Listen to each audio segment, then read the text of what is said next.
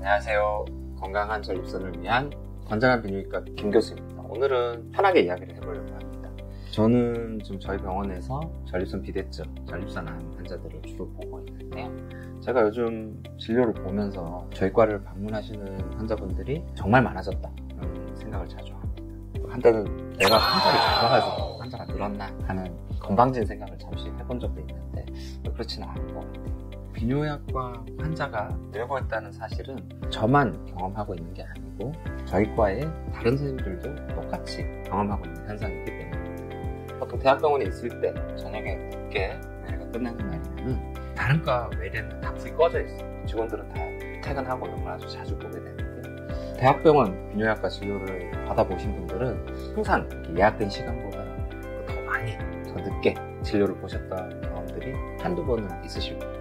왜 비뇨기과 가면은 오래 기다려요? 저는 몇 가지 이유가 있다고 생각해요.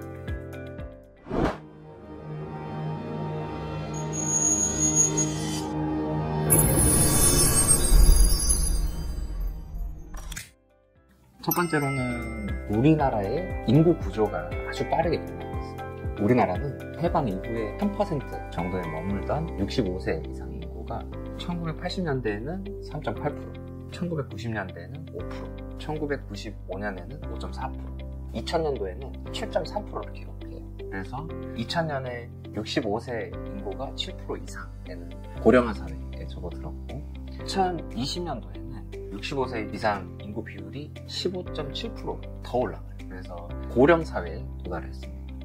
올해 후반기 정도 되면 65세 인구가 20% 이상이 되는 초고령 사회에 진입될 걸로 예상을 하고 있습니다. 이게 어느 정도로 빠른 속도인지 말씀만 드리면 감이 잘 안 오는데 선진국인 프랑스 같은 경우에는 고령화 사회에서 초고령 사회가 되는데 걸린 기간이 154년 정도 돼요.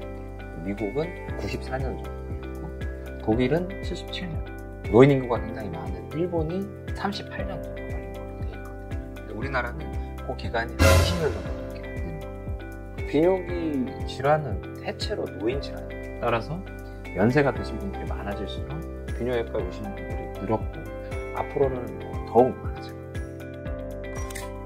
두 번째로는 비뇨기 질환의 발생률이 아주 빠른 속도로 지금 증가를 하고 있습니다. 노인 인구가 느는 속도보다도 더 빠르게 비뇨기 질환 발생이 늘고 있어요. 비뇨기과 영역의 대표적인 질환 중에 전립선암을 예로 들어보면요. 전립선암은 불과 얼마 전까지만 해도 우리나라에서 아주 드문 암이었어요.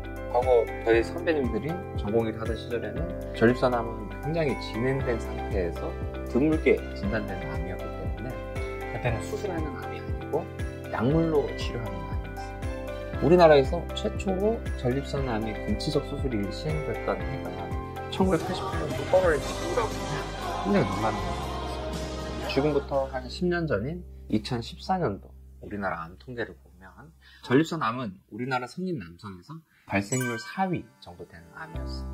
그때만 해도 전립선암이 참 많아졌다 이렇게 생각을 했는데 최근 통계를 보면 더 놀랍습니다.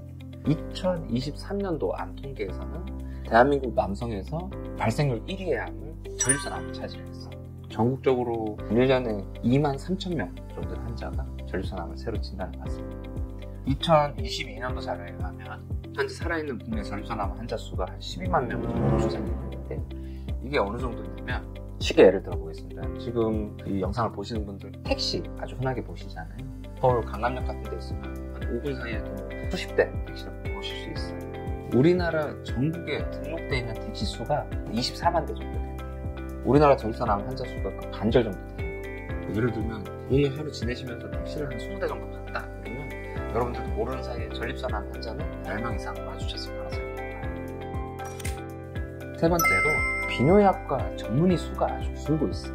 아는 분들도 있겠지만 비뇨약과는 2008년도부터 2022년도까지 15년 정도 젊은 의사 선생님들한테서 비인기 기피과로 인식이 돼서 전공이 미달 사태가 발생했어요. 제가 전문의 자격을 취득했던 한 2010년도만 해도 한 해 한 120명 정도 비뇨약과 전문의가 배출됐었는데 2008년도에 0.9대 1로 전공의 지원이 미달이 되기 시작을 하다가 2014년도에는 지원율이 0.25대 1까지 떨어졌어요. 저희 학회에서는 전국의 미달 사태를 해결하기 위해서 2014년도부터 2017년도까지 1년에 배출되는 전문의 정원을 120명에서 50명 감축을 해버리는 초감수를 떴어요. 다행히 한 2023년도 전반기에 지원율 1.1대1로 비인기과의 끝이 보이나 그랬었는데 최근 의정 갈등 사태로 전공의들이 다 또 병원을 떠나버렸어요. 전공의가 정원이 줄어들어서 1년에 배출 가능한 전문의 수가 120명에서 50명으로 확 줄어버렸어요. 앞으로 뭐 전공의 정원을 차차 늘려갈 수는 있겠지만 이런 선생님들이 4년 동안 수련을 받고 또 3년 군대 갔다 와서 대학병원에서 독자적인 진료를 하고 수술할 수 있을 정도의 뭐 수련을 마치려면 앞으로 또 한 10년의 기간이 필요해요. 그래서 요즘은 전국의 대학병원에서 정년을 마치고 이제 그만두시는 교수님 숫자보다 매년 배출되는 비뇨기과 전문의 수가 훨씬 적어요. 비뇨기과 전문의가 귀해지다 보니까 개원가나 종합병원에서 수술할 수 있는 비뇨기과 전문의 원가도 점점 올라가고 있어요. 그래서 이런 이유들 때문에 비뇨기과 외래는 항상 바쁘게 돌아가요. 본인 상태에 대해서 좀 자세한 설명을 듣고 싶은 분들도 많은데 저도 진료실에서 시간을 쫓겨가지고 다 말씀 못 드리고 이런 내용도 많은데 또 오시는 분들 중에서는 조금만 더 관리를 잘하고 더 큰 문제가 되기 전에 오시면 더 좋았을 분들이 많거든요. 하지만 저는 항상 진료실에만 있기 때문에 이런 분들을 매일 만나기가 되게 어렵습니다. 그래서 이런 문제에 좀 더 도움이 되보려고 유튜브도 하고 있고 블로그 같은 것도 하고 있고 책도 쓰게 된 것 같아요. 앞으로도 저희 채널에 저출산에 대해서 여러분들이 알아두셨으면 하는 그런 내용들을 많이 올릴 거니까요. 저희 유튜브 자주 방문해 주시고 좋아요, 구독 신청해 주시면 감사하겠습니다. 감사합니다. 건전하세요.